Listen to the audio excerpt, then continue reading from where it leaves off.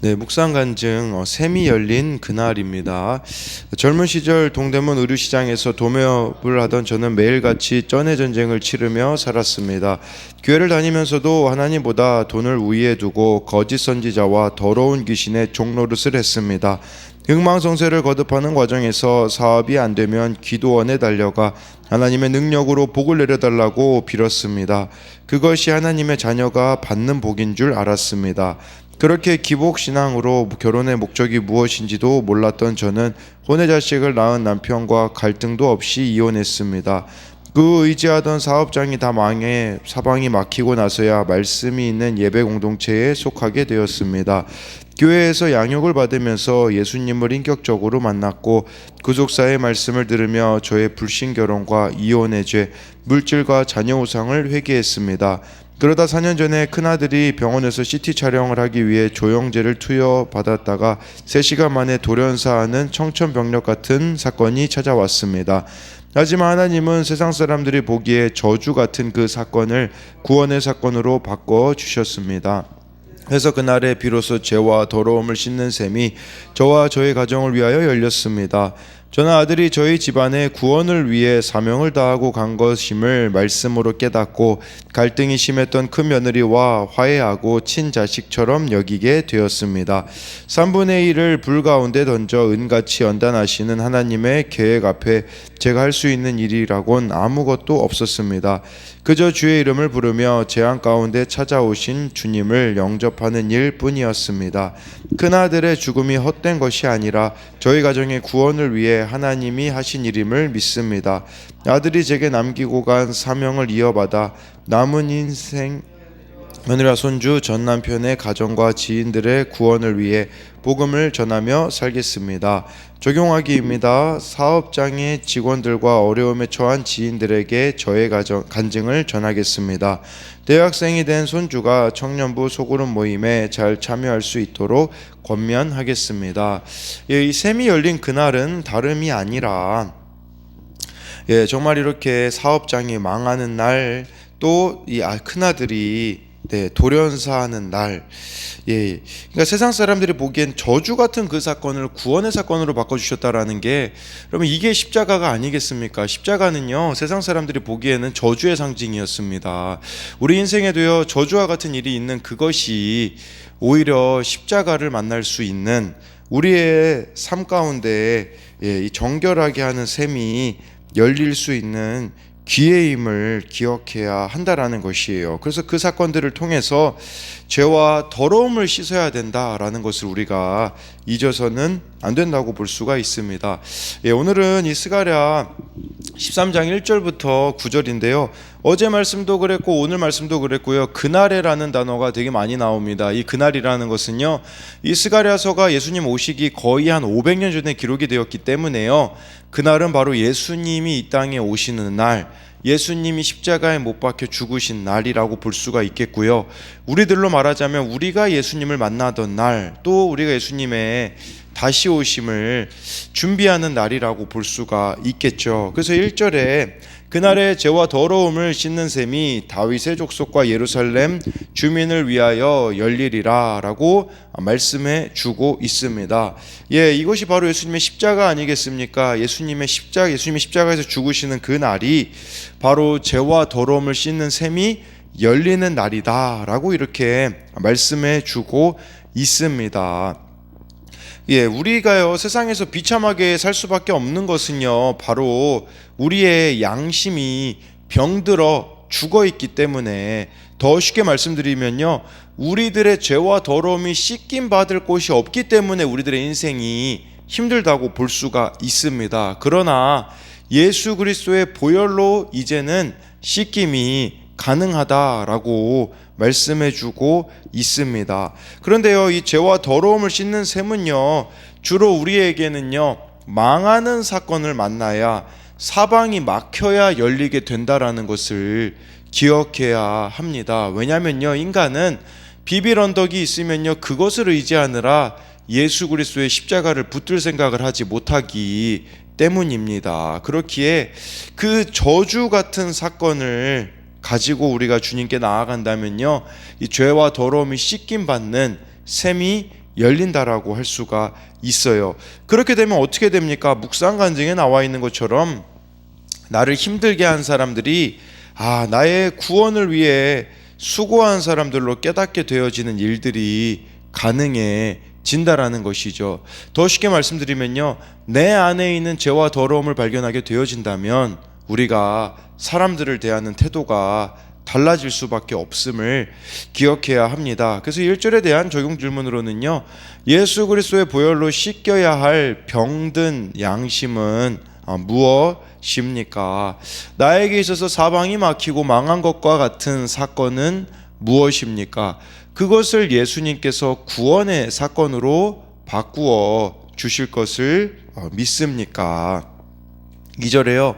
만군의 여호와가 말하노라. 그날에 내가 우상의 이름을 이 땅에서 끊어서 기억도 되지 못하게 할 것이며 거짓 선지자와 더러운 귀신을 이 땅에서 떠나게 할 것이다 라고 말씀해 주고 있습니다. 그날에 예수님이 십자가에서 죽으신 그날, 그때는요, 이제는 우상의 이름을 끊어버릴 것이고 거짓 선지자 더러운 귀신을 떠나게 할 것임을 말씀해 주고 있습니다. 그러니까 이것은요, 1절에 죄와 더러움을 씻는 샘이 열리게 되면요, 이 우상의 일은 거짓 선지자 더러운 귀신과 같은 죄와 더러움을 자백하고 회개하는 자가 살아나게 될 것이라는 거예요. 그런 관점으로 보자면요, 여러분, 이 죄와 1절에서 말씀해 주고 있는 죄와 더러움은 무엇이겠습니까? 바로 여러분들이 우상을 숭배하는 겁니다. 내 안에 우상을 두고 살아가는 거, 그게 바로 죄와 더러움이고요. 둘째로는요, 거짓 선지자. 여러분들이요, 그냥 거짓된 말을 해주고 거짓된 사랑을 부추기는 사람들, 더 쉽게 말하면 사람들을 의지하는 거, 이것도 하나의 그 죄와 더러움이라고 볼 수가 있습니다. 셋째로는요, 더러운 귀신을 이 땅에 떠나게 할 것이다. 귀신이 여러분들을 사로잡게 하는 거 무엇이 있겠습니까? 대표적으로 중독이 있지 않겠습니까? 정말 여러분들이 예수 그리스도의 십자가의 보혈을 붙들면요, 이것이 사라지게 될 것임을 말씀해 주고 있어요. 길이 열려 있거든요. 근데 이 길을 선택하지 않는 게 진짜 큰 죄라는 것을 기억해야 됩니다. 우리는 회복의 길을 알고 있어요. 그건 예수님의 십자가인데 그것을 외면하는 자들이 얼마나 많은지, 회개하는 길이 살 길인데 그 길을 거부하고 있는 자들이 얼마나 많은지 모릅니다. 그래서 2절에 대한 적용으로는요, 내 안에 끊어져야 하는 우상들, 의지하는 세상 사람들, 중독들은 무엇이 있습니까? 내가 아직 회개하지 못하고 상처만 보며 위로받기를 구하는 사건은 무엇입니까? 여러분, 끊임없이 우리가 상처 가운데 산다면 이것도 지금 예수님과의 관계에 있어서 문제가 있다라고 할 수가 있음을, 내가 회개해야 되는데 그게 안 이루어지니 상처만 보고 위로만 구하고 있는 그런 모습이 우리들에게 무엇이 있냐라는 것입니다.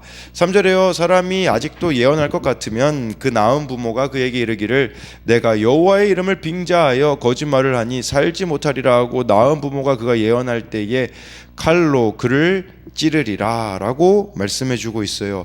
무슨 말이냐? 객관적으로 분별하게 될 거라는 뜻입니다. 여기서 말하는 부모는요, 자녀와 얼마나 가까운 사이입니까? 세상에서 제일 가까운 사이 아닙니까? 근데요, 이제는 부모가 자녀의 구원을 위해서 끌려다니지 않게 될 것이다, 방치해 두지 않을 것이다, 그런 의미가 될 수가 있는 것이에요. 그러니까 말씀으로 이 부모가 분별력을 얻어서요, 해주어야 될 할 말을 하고 죄에서 돌이킬 수 있도록 이 부모가 돌이키게 해준다라는 것을 말씀해 주는 거예요. 말씀이 아닌 것은 아니라고 이야기해 주는 사람이 된다라고 할 수가 있다라는 것이겠죠. 그러면서 자녀에게 살지 못하리라, 그렇다고 막 자녀를 죽인다라는 의미가 아니라 부모가 자녀의 그 악에 대해서요, 책임을 지고 대응할 것임을 말씀해 주고 있는 것이죠. 더 쉽게 말씀드리면요, 자녀가 돌아오지 않는 거 부모가 회개한다라는 의미가 된다라는 것입니다. 우리 주변에 돌아오고 있지 않는 자들을 향하여 우리들의 회개가 시작되어져야 한다라는 것입니다. 또 이 부모로 대표되는 것은요, 바로 공동체를 뜻하는 거거든요. 이 교회 공동체 가운데에 거짓 예언자들이 발을 붙이지 못하게 될 것임을 말씀해주고 있는 것입니다.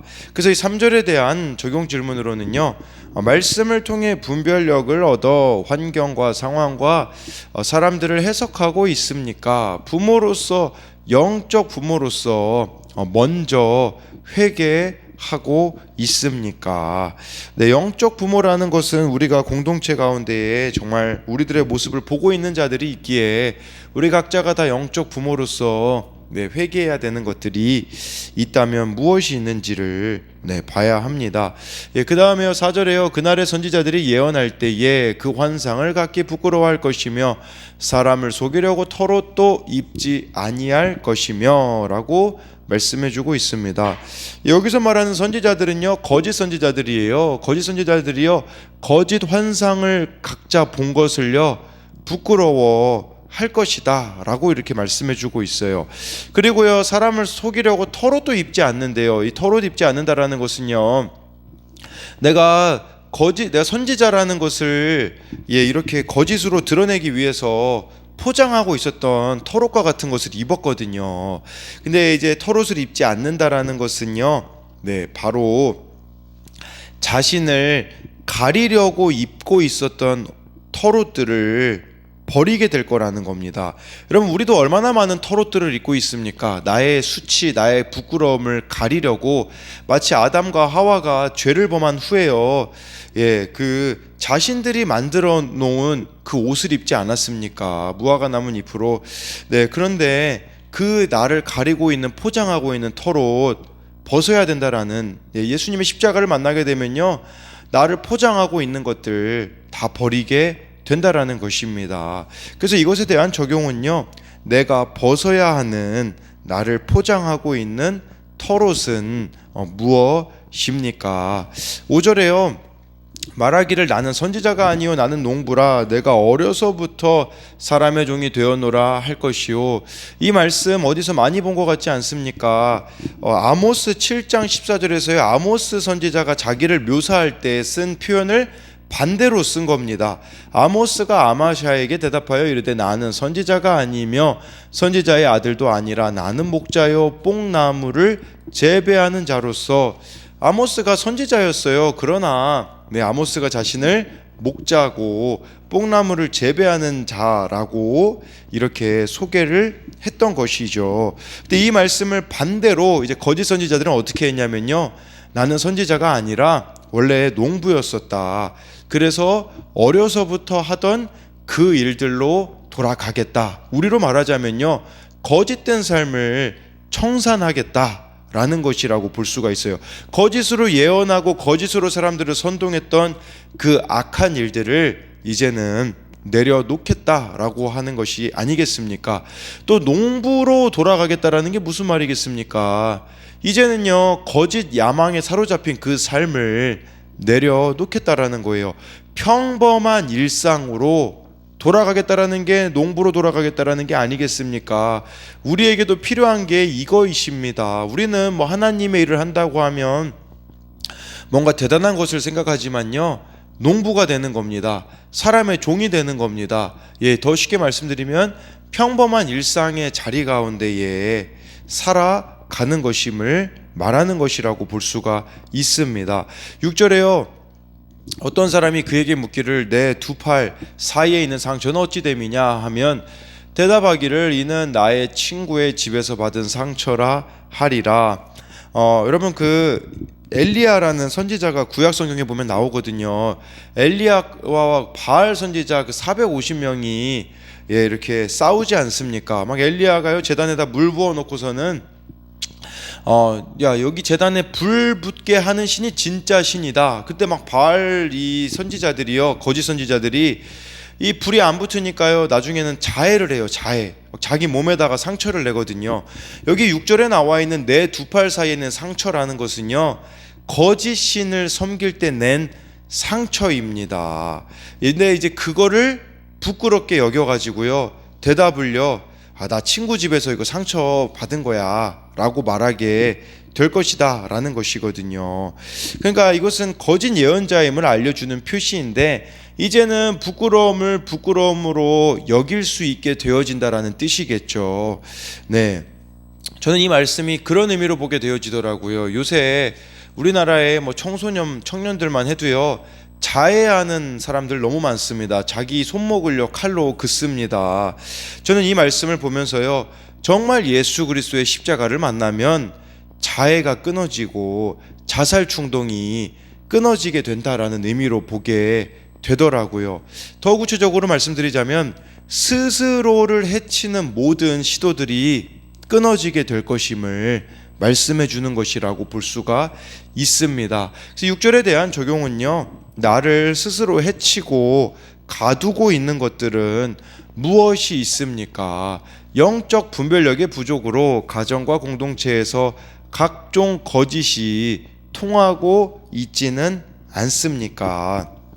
네, 7절 말씀 보면요, 만군의 여호와가 말하노라, 카라 깨어서 내 목자 내 짝된 자를 치라. 목자를 치면 양이 흩어지려니와 작은 자들 위에는 내가 내 손을 들이우리라.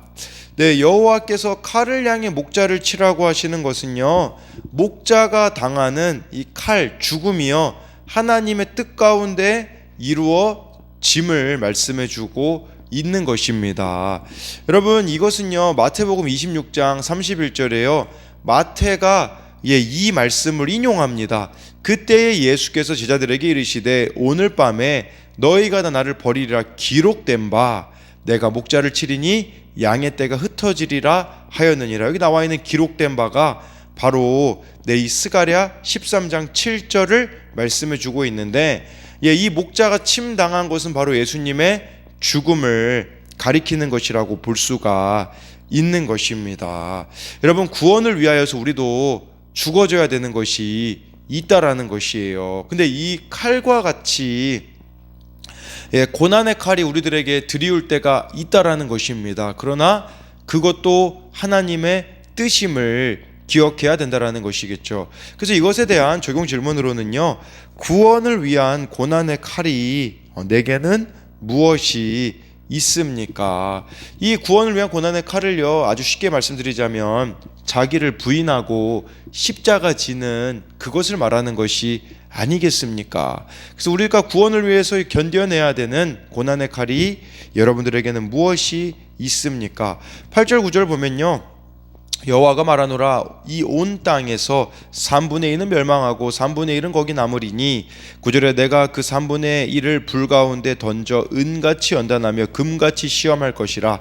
그들이 내 이름을 부르리니 내가 들을 것이며 나는 말하기를 이는 내 백성이라 할 것이요 그들은 말하기를 여호와는 내 하나님이시라 하리라 라고 해서요, 여러분, 예수님의 십자가를 보고도 3분의 2는 믿지 않는다라고 말씀해 주고 있습니다. 3분의 1만 믿는다라고 한다라는 것은, 이것은 예수님이 말씀하신 것처럼 예수님을 믿는 길, 예수님을 따르는 길은요, 좁은 문 좁은 길임을 말씀해 주고 있어요. 그리고요, 그 3분의 1도요 더 좁아집니다. 9절 말씀 보면요, 이 3분의 1이 예수님 믿는다라고 해서 탄탄대로가 열린다라는 말입니까? 아닙니다. 불 가운데 던져 은같이 연단을 한대요. 그리고요, 금같이 시험을 한다라는 것은, 여러분들이 예수님 믿잖아요, 두 가지가 따라오게 됩니다. 연단과 시험이 따라오게 됨을 말씀해 주고 있는 것입니다. 네, 그래서 이 갈림길에 서게 되는 거죠. 편하게 살다가 영원한 멸망에 이르게 될 것인가, 연단과 시험을 받고 구원을 받게 될 것인가 라는 것이죠. 그렇다면 질문이 있어요. 왜 하나님은 연단을 주시냐? 왜 우리에게 시험을 주시겠습니까? 9절 후반절에 답이 나와 있지 않습니까? 바로요, 내 백성이라 할 것이다. 하나님은요, 우리를, 하나님의 백성을 만들기 위하여 연단과 시험을 주신다라는 것입니다. 그리고요, 더 나아가 그들이 말하기를 여호와는 내 하나님이시라 하리라 라는 것이죠.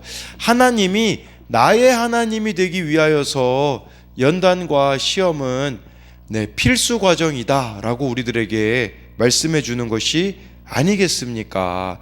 여러분, 이런 연단을 통해서요, 이런 시험을 통해서 인생의 목적이 구원이 되는 것, 하나님이 되는 것보다 귀한 것은 이 땅에서 없기 때문이라고 할 수가 있는 것입니다. 그렇기에 우리가 연단과 이 시험을 잘 통과해 가심으로써요, 하나님이 나의 하나님이 되고 하나님께서 내 백성이라고 하시는 것은 하나님께서 인정해 주시는 삶을 우리가 살아야 되는 것이 아니겠습니까? 그래서 마지막으로 이 8, 9절에 대한 적용 질문으로는요, 이 땅에서 편하게 살다가 지옥에 가시겠습니까? 연단을 받고 시험을 빼먹었는데요, 시험을 받고 천국에 가시겠습니까? 하나님의 연단으로 지금 내가 겪고 있는 어려움은 무엇입니까? 라고 이렇게 해서요, 정말 우리에게는요, 죄와 더러움을 씻는 셈인 예수 그리스도의 십자가 보혈의 문이 열려 있습니다. 그렇기에요, 어떤 상황에서도요, 이 십자가를 더욱더 단단히 붙드심으로써 우리에게는 저주와 같이 여겨지는 죽음과 같은 그 사건이 구원의 사건이 되어지는 저와 여러분들이 되기를 소망합니다.